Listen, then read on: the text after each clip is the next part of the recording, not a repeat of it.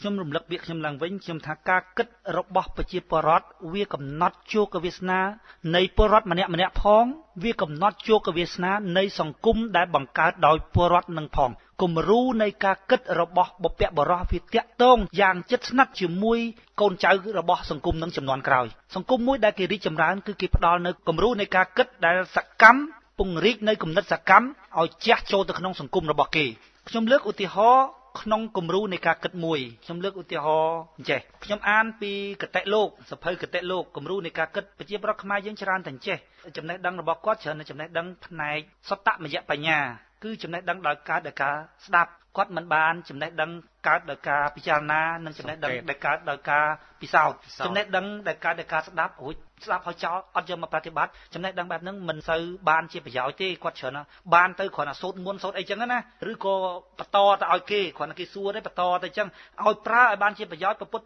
ធប្រាប់រំគ្រូនៃយើងថាឲ្យយើងប្រតិបត្តិបានជាប្រយោជន៍មានមេរៀនមួយនោះដែលនៅក្នុងសភៅគតិលោកគេនិយាយពីការគប់មិត្តគេថាសូមឲ្យប្រយ័ត្នរវាងផលប្រយោជន៍នៃបុគ្គលដែលគប់មិត្តឧទាហរណ៍ថាស្ទាំងវាគប់មិត្តជាមួយកដោសូមឲ្យកដោប្រយ័ត្នព្រោះស្ទាំងវាជាសត្វស៊ីកដោអញ្ចឹងពេលណាផលប្រយោជន៍របស់បុគ្គលកន្លែងបុគ្គលមួយណាដែលធ្វើការក្នុងសង្គមបុគ្គលនឹងមានផលប្រយោជន៍ត្រង់ណាត្រូវប្រយ័ត្នឲ្យកន្លែងផលប្រយោជន៍ហ្នឹងខ្ញុំលើកឧទាហរណ៍អ្នកន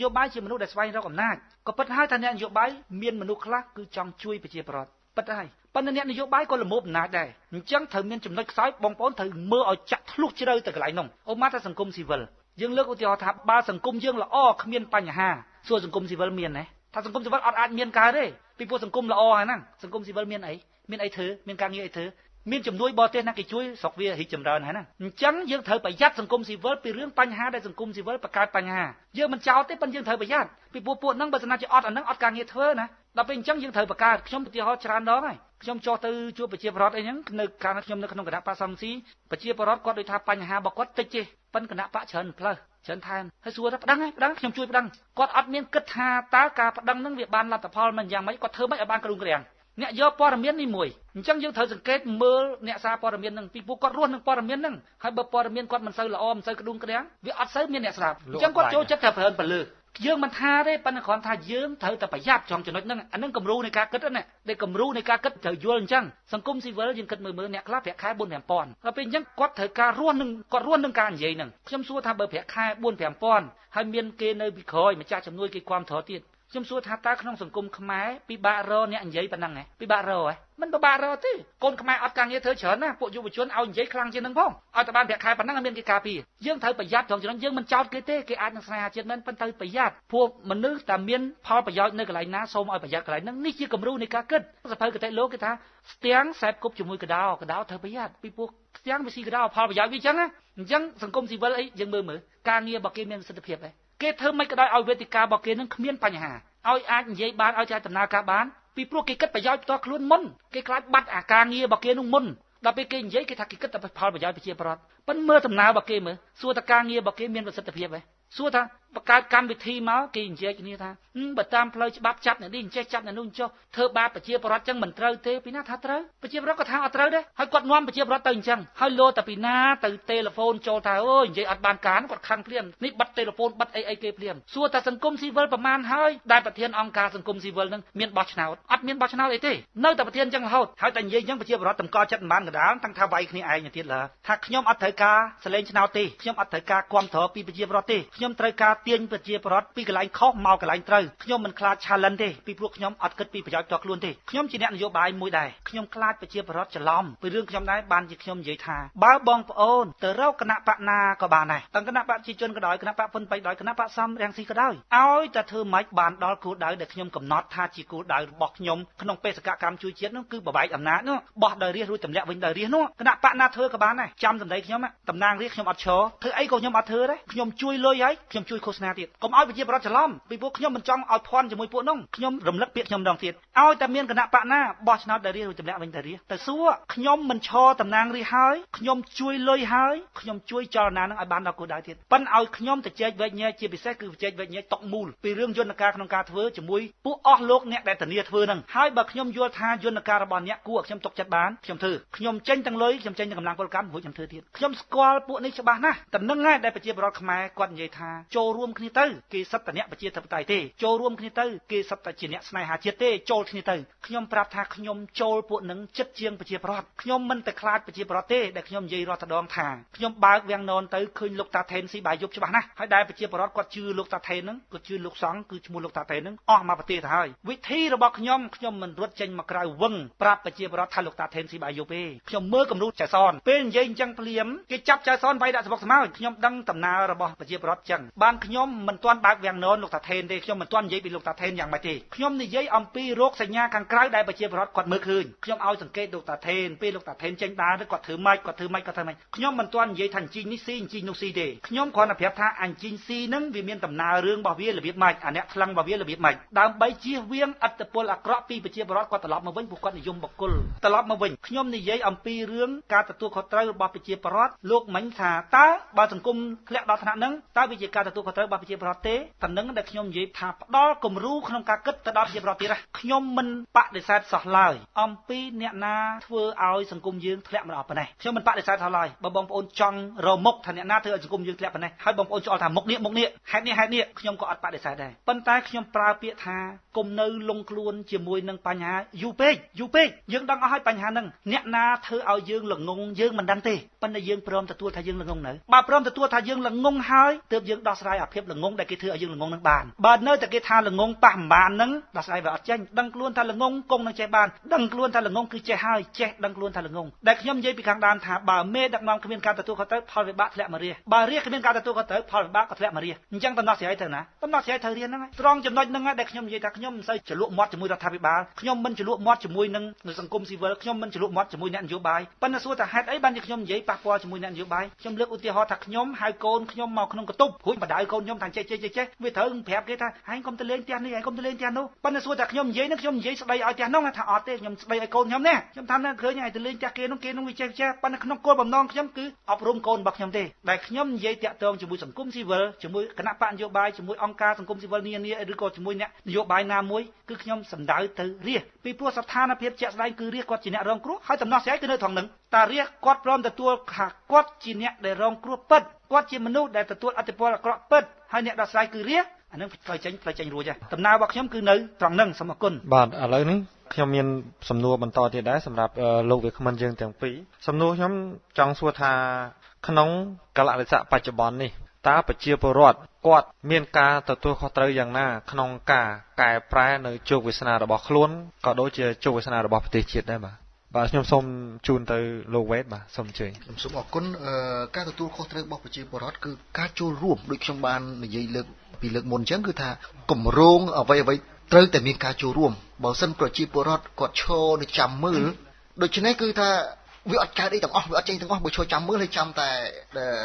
ចាំតែទទួលផលគឺថាមិនងាយបានទេទាល់តែមានការចូលរួមពីគាត់ដូចជាអង្គការជាច្រើនគាត់ស្ដាប់តាមស្ដាប់តើទស្សនៈអង្គការណាដែលសមរម្យតើទស្សនៈអង្គការណាដែលត្រឹមត្រូវមិនត្រឹមត្រូវគាត់ស្ដាប់គាត់តាមដាននេះគាត់ជួយចូលរួមគាត់ជួយគ្រប់គ្រងតាមលទ្ធភាពគ្រប់គ្រងស្មារតីគ្រប់គ្រងសម្ភារៈលក្ខណៈហើយនឹងគាត់ត្រូវកាត់បន្ថយទស្សនៈព្រោះក្នុងសង្គមខ្មែរនេះគឺថាមានទស្សនៈច្រើនណាស់ដែលធ្វើឲ្យអសកម្មទស្សនៈអសកម្មដូច្នេះយ៉ាងហោចណាស់គឺគាត់ចូលរួមកាត់បន្ថយអាទស្សនៈអសកម្មហ្នឹងឧទាហរណ៍ថាគ្មាននរណាមួយទូផែនដីរួចទេអ្នកណាគាត់ដឹងតែគ្មាននរណាមួយទូផែនដីរួចគាត់ដឹងដែរបើគាត់ដឹងតែគ្មាននរណាមួយទូផែនដីរួចតែគាត់ធ្វើម៉េចឬមួយគាត់រត់ឲ្យផែនដីមកធ្លាក់សកត់ទាំងអស់គ្នាឬមួយគាត់ជួយទ្រឡើយហ្នឹងជាការទទួលខុសត្រូវរបស់គាត់ឬទស្សនៈមួយទៀតគាត់ថាគាត់ស្ដាប់ដែរគាត់ថាក្រុមនេះល្អណាស់គំនិតល្អណាស់បោះឆ្នោតដោយរាជទម្លាក់ដោយរាជនឹងប្រជាធិបតេយ្យល្អណាស់ប៉ុន្តែវាធ្វើមិនកើតទេគំនិតហ្នឹងដែលគាត់មិនត្រូវពង្រីកទេគាត់ត្រូវតែពង្រួមអ្វីក្នុងលោកធ្វើមិនកើតឧទាហរណ៍ខ្ញុំគ្រាន់តែសុំលើកឧទាហរណ៍ពី50ឆ្នាំមុនតើ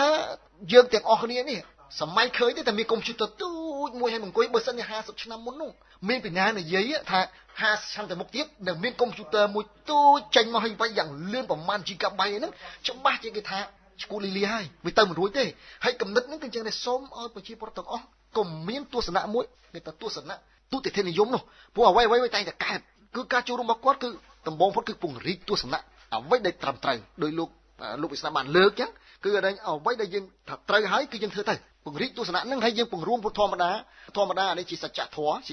ម៌គឺ របស់ល្អណាអាក្រក់វានៅជាមួយគ្នាតែពេលណាអាក្រក់វាច្រើនល្អវាទូចតែពេលណាល្អវាច្រើនអាក្រក់វាទូចដូច្នេះគឺថាគាត់បើដឹងថាគាត់ជុំនឹងល្អគាត់ជួយពង្រីកទៅហើយគាត់លុបអាទស្សនៈមួយថាគ្មានណាគាត់លុបទស្សនៈមួយថារត់ចោលនៅផែនដីនៃថាទូលរួចម្នាក់ឯងរត់ចោលទៅគាត់ថាគាត់មកជួយទូលទៅវាទៅឡើយហ្នឹងជាការទូខុសរបស់គាត់ខ្ញុំសូមអរគុណបាទសូមអរគុណសូមជូនទៅលោកវាសនាបាទសូមសង្ខេបបន្តិចបាទសូមគោរពបងប្អូនជនរួមជាតិមិនស្ដាប់ជាចុងក្រោយខ្ញុំថាក្នុងស្ថានភាពជាក់ស្ដែងនេះណាគឺដាច់ខាតដោយលោកវេទគាត់មានប្រសាសន៍ចឹងគឺត្រូវការចូលរួមជាចាំបាច់ពីប្រជាពលរដ្ឋពីព្រោះអីពីព្រោះថារឿងនេះជារឿងរបស់យើងទាំងអស់គ្នាហើយផ្លូវចេញគឺនៅត្រង់ហ្នឹងគឺនៅត្រង់ប្រជាពលរដ្ឋយល់ហ្នឹងប៉ុន្តែឥឡូវយើងមើលដំណើរព្រះបរមគ្រូនៃយើងក្នុងការពង្រីកធម៌ល្អពុទ្ធព្រះបរមគ្រូនៃយើងព្រះអង្គប្រោះអ្នកណាមុនព្រះអង្គប្រោះសាវកដែលមានធម៌ខ្ពស់មុនប៉ុន្តែចម្លែកខុសពីពុទ្ធហើយលំបាកខុសពីពុទ្ធយើងត្រង់ថ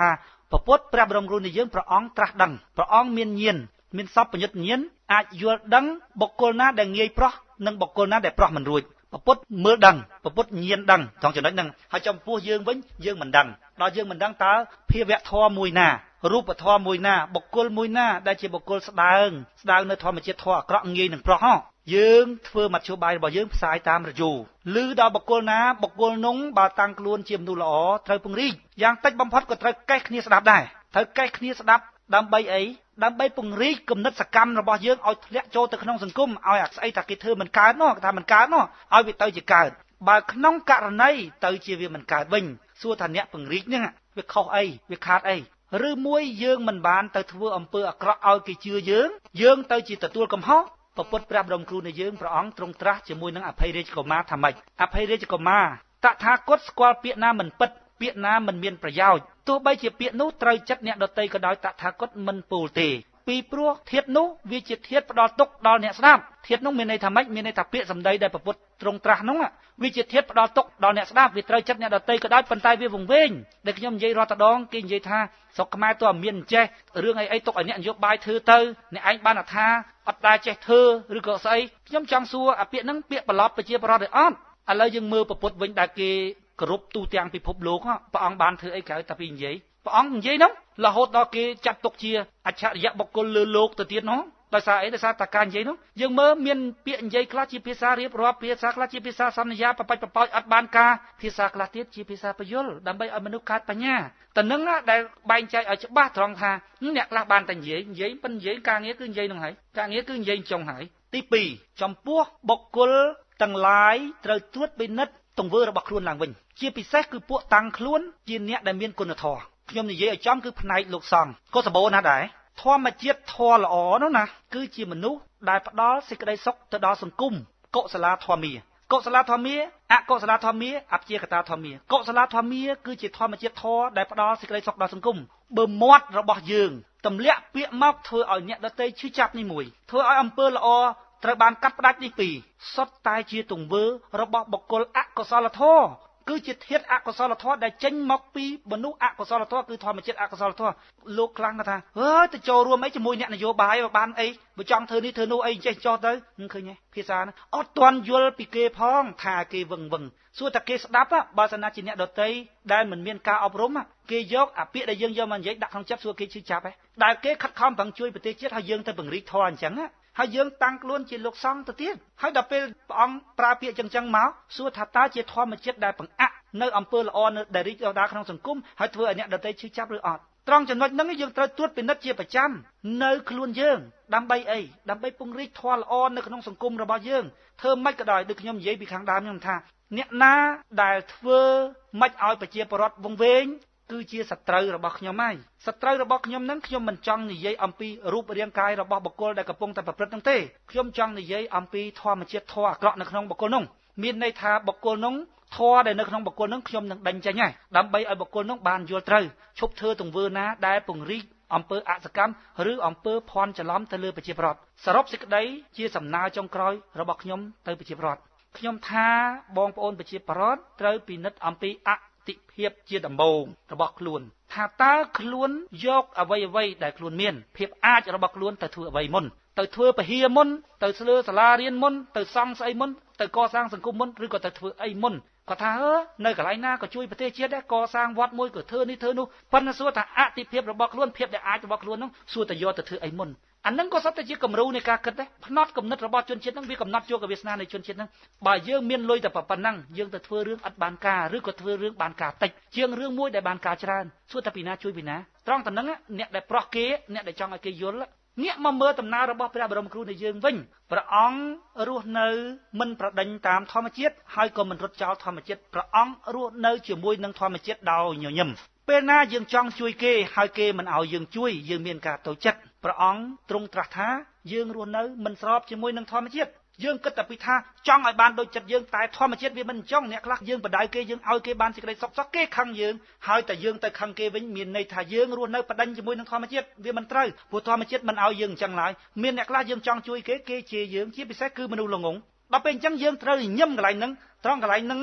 ដែលចលនារបស់យើងមុនដំបូងបញ្យល់ឲ្យយល់កន្លែងហ្នឹងថាអ្វីដែលយើងបានធ្វើយើងធ្វើឲ្យអស់ចិត្តយើងចប់ម៉ោងយើងធ្វើប្រវល់គ្នាទៅហូបបាយហូបទឹកទៅដើរលេងមាត់ទន្លេអីខ្លះទៅកំសាន្តយើងបានបំពេញកាតព្វកិច្ចជាពលរដ្ឋល្អរួចហើយខ្ញុំលើកឧទាហរណ៍ខ្លីមួយម្ដាយឪពុកមានកាតព្វកិច្ចធ្វើអីខ្លះរលុយឲ្យកូនរៀនមិនហ៊ានប្រើកូនច្រើនទេទុកពេលទុកវេលាឲ្យកូនរៀនបដៅកូនឲ្យចេះខ្លាយខ្លួនទៅជាពលរដ្ឋល្អដើម្បីជួយខ្លួនឯងផងដើម្បីជួយសង្គមផងភារកិច្ចរបស់គាត់ប៉ុណ្ណឹងតែគាត់មានអារម្មណ៍ថាកូនត្រូវតែធ្វើតាមគាត់គ្រប់កលៈទេសៈទាំងអស់តែកូនមិនធ្វើតាមគាត់ឈឺចាប់អានឹងគាត់រស់នៅទើសទាស់ជាមួយនឹងធម្មជាតិហើយត្រូវតម្កល់ចិត្តឲ្យនៅកណ្ដាលថាអញបានធ្វើអស់ហើយគ្មានវិបដិសេរីទេដូចគ្នាជាមួយនឹងចលនារបស់យើងបើប្រជាពលរដ្ឋគាត់ស្ដាប់ហើយគាត់មិនពង្រីកគេថាហ៊ីមិនជួយឲ្យបានអ្នកដែលថាជួយឲ្យបាននោះជួយស្អីខ្លះហើយអញ្ចឹងយើងរស់នៅយ៉ាងម៉េចយើងរស់នៅកុំទើសទាស់ជាមួយធម្មជាតិយើងធ្វើឲ្យអស់ចិត្តបើគាត់មិនជួយពង្រីកគំនិតហ្នឹងវាពិតជានៅមែនសង្គមយើងវាពិតជានៅប៉ុណ្ណឹងមែនប៉ុន្តែយើងជឿទៅលើសច្ចធម៌មនុស្សណាក៏ភ្ជាប់ជាមួយប្រយោជន៍អ្វីដែលយើងកំពុងតែធ្វើវាជាប្រយោជន៍សម្រាប់សង្គម